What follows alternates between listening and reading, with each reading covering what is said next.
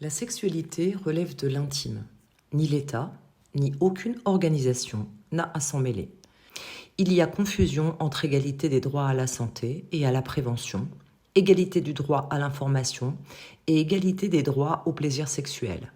Un déni total de l'intime et de la pudeur, une indifférenciation entre l'intime et le public. Le fait d'amalgamer la santé et les droits sexuels est plus qu'ambigu.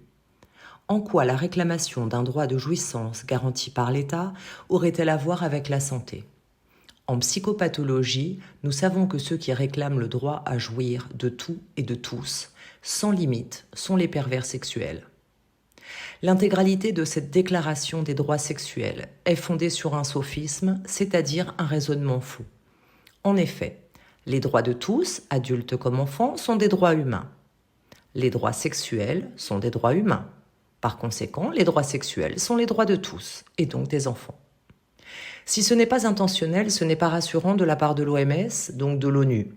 Et si c'est intentionnel, c'est inquiétant en matière de perversion de la part de l'OMS, de l'ONU, des dirigeants français, qui acceptent une politique de prévention fondée sur un sophisme. Lequel sophisme a pour conséquence d'entraîner un pervertissement des mœurs de la société et d'encourager à la libre pratique sexuelle des pédophiles. Cette déclaration des droits sexuels déconstruit toute frontière entre adultes et enfants et ce faisant, ne reconnaît pas le statut radicalement différent de l'enfant qui est à protéger. Ces textes sont l'expression de groupes de pression, lobby, qui n'ont jamais fait l'objet d'une consultation démocratique dans aucun pays. La plupart des habitants ignorant même jusqu'à leur existence.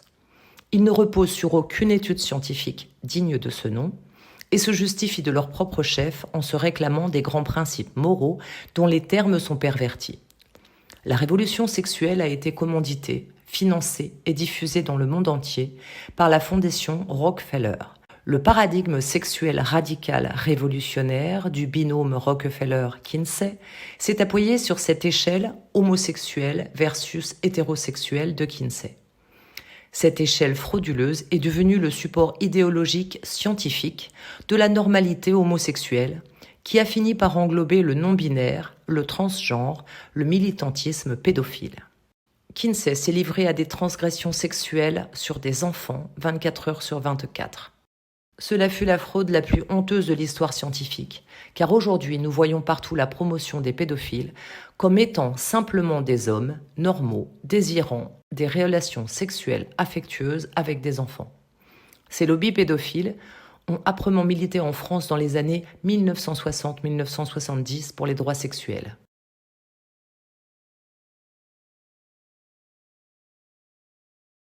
Rappelons que le fait de parler de droits sexuels, c'est-à-dire de sexualité, pour l'enfant relève d'une transgression psychique majeure. Une transgression sexuelle sur mineur est une bombe à retardement, crée des effets dissociatifs extrêmement puissants pour asservir en masse et entraver toute possibilité de développement psychique harmonieux des futurs adultes.